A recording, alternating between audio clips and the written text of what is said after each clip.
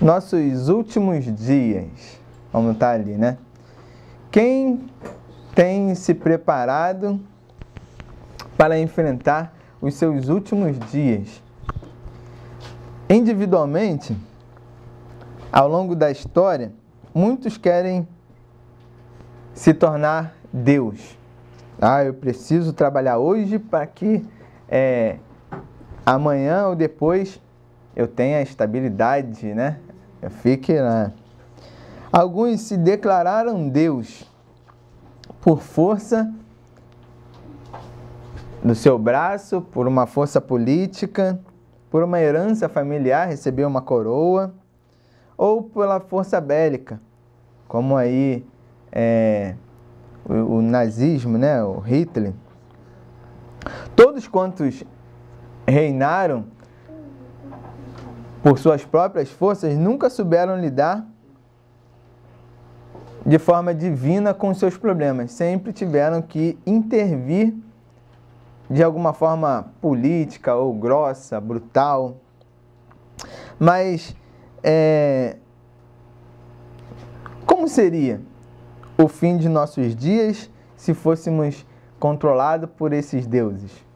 Se esses deuses regessem nossa vida, assim como Hitler regeu a vida de muita gente e, consequentemente, tirou a vida de muitas outras pessoas. Domiciano, um grande rei, na época logo depois de Cristo, ele se impôs: agora eu sou rei. E ninguém aqui pode adorar o tal de Jesus e nem nenhum daqueles discípulos. Qual foi o fim dele? Foi assassinado. César, os faraós, né?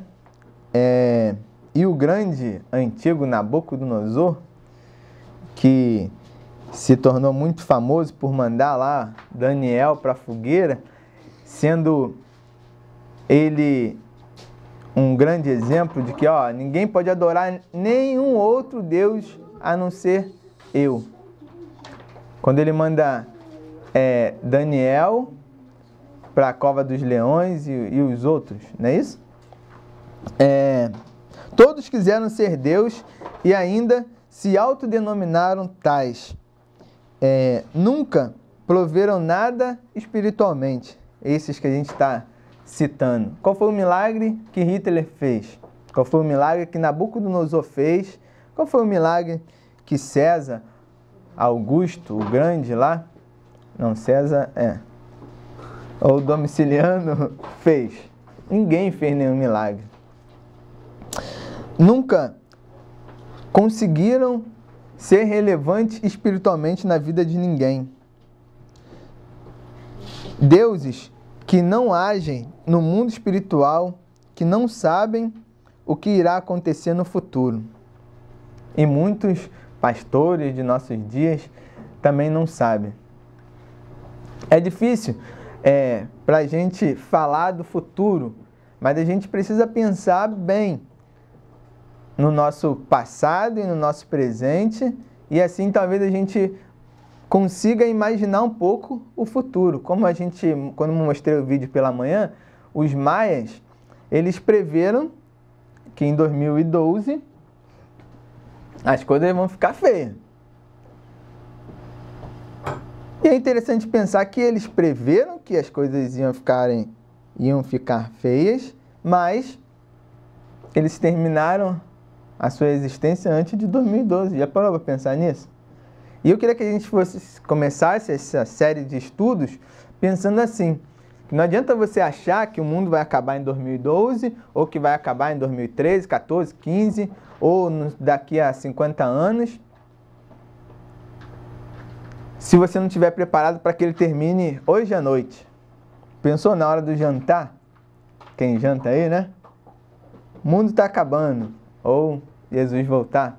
Talvez os maias não tivessem muita certeza disso, porque eles não se prepararam para viver até 2012. E você tem se preparado para passar de 2012 e principalmente para viver eternamente?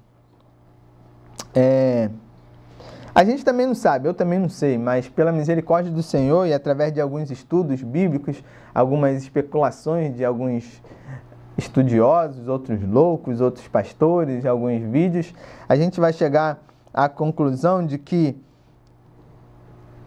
o fim do mundo, ele é comum a muitas pessoas e a várias religiões.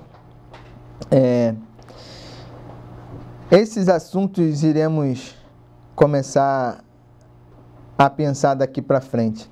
E eu quero iniciar com o texto de Daniel 12, que é a primeira fala no Antigo Testamento sobre o fim. Que diz assim, está aqui no telão. E o anjo continuou dizendo, nesse tempo aparecerá o anjo Miguel, o protetor do povo de Deus. Será um tempo e vai passando, e ele está fazendo aí uma revelação, mas o versículo principal é esse que está aí. E você, Daniel, não conte nada disso a ninguém. Feche o livro com um selo, para que fique fechado até o momento final.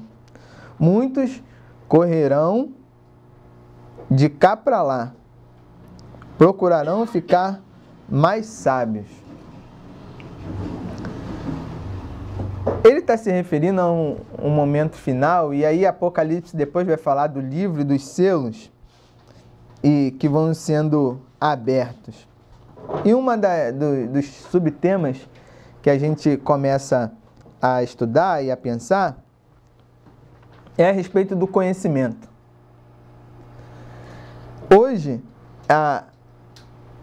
não só a informática, mas a capacidade que nós temos de circulação de informação, tanto via oral ou como o boletim que vocês receberam, ela é muito grande, porque eu escrevi isso aqui, ou a Beatriz escreveu, estou meio amarrado, mas isso não vai ficar para daqui a algum tempo. Isso aqui vai circular e, se Deus quiser, daqui a muito tempo pessoas ainda podem ser informadas sobre isso. O vídeo que nós estamos gravando é outro exemplo.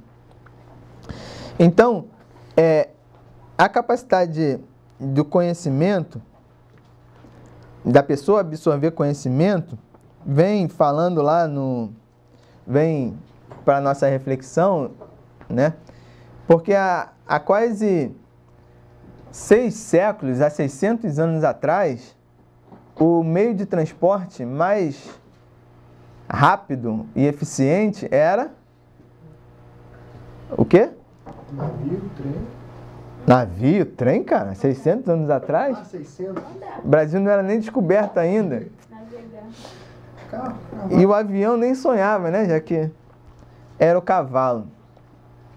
E eu fico pensando, quando a gente viaja aí nesses lugares, vai para Cabo Frio, vê essas mansões que os imperadores têm, né? Igual tem em Teresópolis, tem na ida para Cabo Frio, lá na beira da Via Lagos.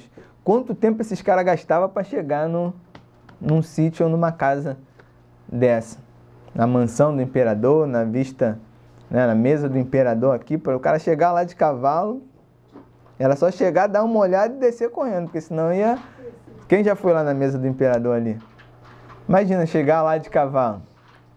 Mas hoje, o conhecimento se multiplicou de tal forma que já se acredita que amanhã ou depois você vai dar um clique aqui e você vai chegar lá, sabia disso? Por via telefone. Isso já é real, o estudo, já se faz isso com dados e até com matéria. Só que ainda não conseguiu fazer com o ser humano, porque na hora de montar lá não está montando certo.